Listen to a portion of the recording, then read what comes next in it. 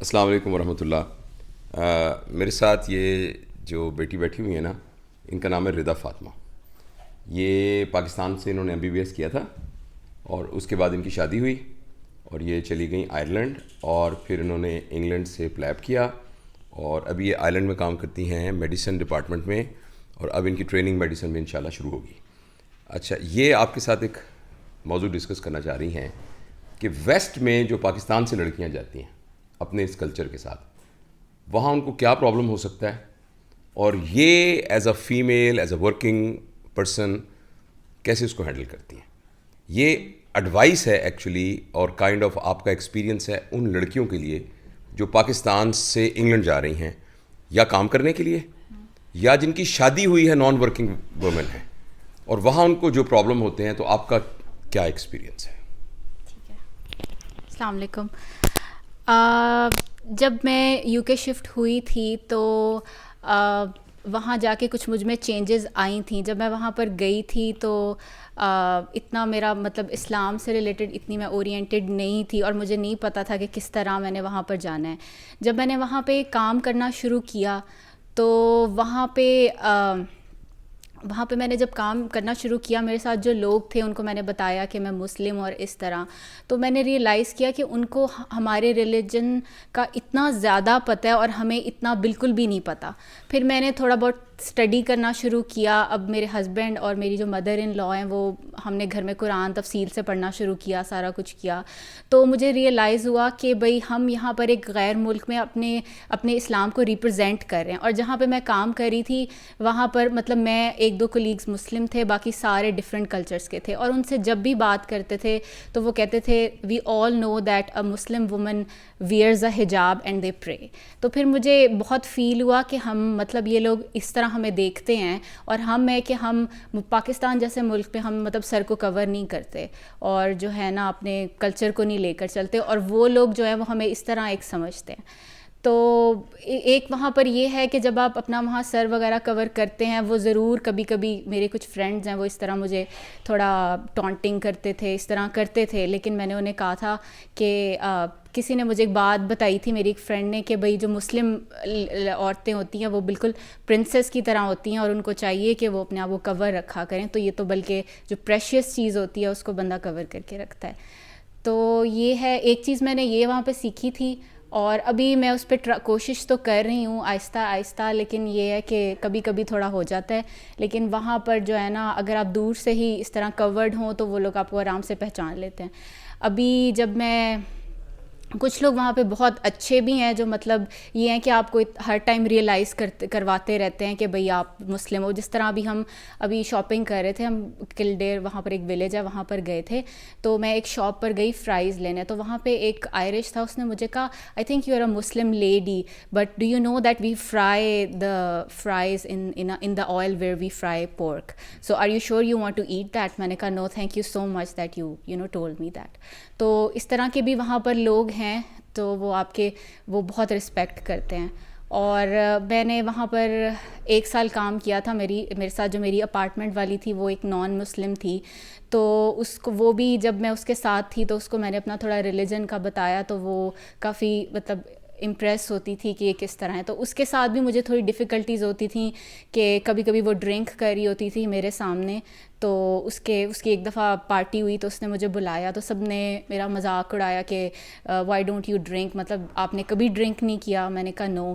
تو آگے سے انہوں نے کہا ہیٹس آف ٹو یو کہ آپ کا اتنا پیشنس ہے، ہم تو کبھی نہ کر سکیں.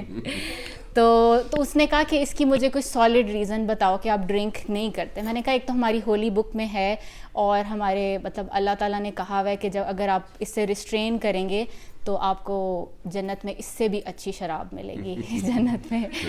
تو یہ کچھ پرابلمس مجھے ہوئی تھی، لیکن اوور آل جو ہے وہ ہے کہ وہاں پہ بہت رسپیکٹ کرتے ہیں اسلام کی. لیکن اگر آپ اپنے ویلیو سسٹم کو لے کر جائیں تو وہ اور بھی زیادہ رسپیکٹ کرتے ہیں. وہ کہتے ہیں کہ انہوں نے اس ملک کے اندر اپنے کلچر کو اور اپنے ریلیجن کو رکھا ہوا ہے، تو یہ بہت اچھا. آپ کو پروفیشنلی کوئی ہنڈرنس تو نہیں ہوتی اپنا، یعنی اس طرح کے ویلیو سسٹم ساتھ رکھ کے، اس طرح کا لباس پہن کے؟ آپ کو لگتا ہے کہ اس سے کوئی رکاوٹ تو نہیں ہوتی؟ آپ کہیں ان سے آئسولیٹ تو نہیں فیل کرتی ہیں؟ شروع میں تھوڑا تھوڑا کرتی تھی, لیکن یہ ہے کہ پھر وہ نا وہاں کے لوگ پھر خود ہی آپ کا خیال کرنے لگ جاتے ہیں. ایک دفعہ اس طرح ہوا کہ میں گھر پہ ہی تھی, تو ایک وہاں پہ اکثر میری جو وہاں پہ فرینڈ تھی نان مسلم, اس کے فرینڈز آتے تھے, انہوں نے مجھے ہمیشہ کورڈ ہی دیکھا تھا. تو ایک دفعہ وہ اچانک سے آ گئے, تو میں ویسے نکلی تھی واش روم سے, تو میں نے کور نہیں تھی, انہوں نے اپنی آنکھیں ایسے جھکا لیں, وہ کھڑے ہو گئے اور انہوں نے نا آنکھیں کلوز کر لیں, اور انہوں نے کہا کہ اب آر یو کمفرٹیبل. میں نے کہا یس. میں نا پھر فٹافٹ چلی گئی. تو مجھے وہ چیز اتنی اچھی لگی کہ مطلب دس از سو نائس کہ مطلب وہ اتنا ہمارا رسپیکٹ کرتے ہیں. کبھی کبھی اس طرح ہوتا ہے کہ وہ تھوڑا بہت کرتے ہیں اس طرح کہ بھئی آپ لوگوں کی بڑی پیشنس ہے, آپ لوگ اس طرح کیسے کر سکتے ہیں. تو پھر میں انہیں یہی کہتی ہوں کہ اگر if you love your Allah and if you love your religion then you do it yourself. مطلب کوئی وہ نہیں کرتا, آپ اپنی پسند سے ہی کرتے ہو. اچھا یہ بتائیں, جو ہماری سوسائٹی میں پرابلم ہے, لیکن ہمارے ہمیشہ ہوتا ہے نا کہ پاکستان میں یہ اخلاقی مسئلے ہیں اور جس وجہ سے لوگ یہاں سے بھاگنا چاہتے ہیں. لیکن ایک نوجوان آدمی کا آرگو کرے, وہ کہتا ہے جی وہاں یہ اخلاقیات ہیں, وہاں یہ ساری چیزیں. تو آپ کی کیا اسیسمنٹ ہے کہ اس بات میں کتنا وزن ہے, یا یہاں ہم کیا کریں پاکستان کے اندر وومن رائٹس میں, یا پاکستان میں اوور آل جو ایک یوتھ کا کنڈکٹ ہے کہ وہ کیسے ہو جس سے ہمیں یہاں سے لوگ یہاں سے بھاگنا, یہاں سے جو برین ڈرین ہو رہا ہے اس کے بارے میں لوگ جو ہیں وہ ان کو سمجھ میں آ جائے صحیح بات کہ کیا سچویشن ہے پاکستان میں, کیا امپروومنٹ ہونی چاہیے آپ کے خیال میں؟ وہاں کے لوگوں میں نے یہ دیکھا ہے کہ ان میں مینرزم بہت زیادہ ہے, اور مینرزم میرا خیال سے ان کے یا تو آئی ڈونٹ نو یا تو ان کے گھر سے آتا ہے یا تو سوسائٹی نے ان کو دیا ہوا ہے. مطلب جب کووڈ کی سچویشن تھی, ہم گروسری لینے جاتے تھے, اتنی بڑی لائن ہوتی تھی اور اتنی ان میں پیشنس تھی کہ وہ 2-2 گھنٹے کھڑے رہتے تھے. یہاں پر آپ ابھی جب ہم ایئرپورٹ پہ اترے تھے پاکستان کے ملتان میں, ایک دوسرے کو دھکے لگ رہے ہیں, یہ لگ رہے ہیں, لیکن مجھے اب یہ نہیں پتا کہ یہ چیز کس طرح ہم دے سکتے ہیں مینرزم. اس کا ایک یہی طریقہ ہے کہ جو گھر میں نئے بچے ہو رہے ہیں ان کو یعنی پراپرلی سمجھایا جائے اور سکھایا جائے, گرومنگ کی جائے, تو یہ چیز بہت اچھی ہے. وہاں پہ یعنی کوئی مطلب سارے ہائی ایلیٹ کلاس کے بھی لوگ آتے ہیں پیشنٹس, اور نارمل والے بھی, اور ان کا مینر سیم ہی ہے, یعنی کوئی ڈفرینس نہیں ہے, ساروں میں ایک ہی ان کا ہے, اور وہ رسپیکٹ کرتے ہیں. جائیں گے دروازہ کھول کے کھڑے ہو جائیں گے, یہاں پہ زور سے مار کے جاتے ہیں آپ کو. تو یہ ہے کہ یہ مینرزم والی چیز اگر سوسائٹی میں آ جائے تو مجھے لگتا ہے کہ یہ انف ہے. بہت شکریہ. دیکھیے ایک بات جو ہم بہت عرصے سے کر بھی رہے ہیں, اور بہت سارے ہمارے اور دوست بھی, میں خاص طور پہ نام لینا چاہتا ہوں سلمان آصف صدیقی صاحب کا, ساحل ادیم صاحب کا, اور اس طریقے سے بہت سے اور دوست ہیں ہمارے جو کہ بہت ہی ایفیکٹولی اس بات پر زور دے رہے ہیں. میں بھی اپنی ہمبل کیپیسٹی میں یہ شور مچاتا رہتا ہوں کہ یہ جس طرح ردا نے کہا ہے کہ جو ہماری آنے والی نسل ہے نا, ان پر ہم سب کو محنت کرنے کی ضرورت ہے.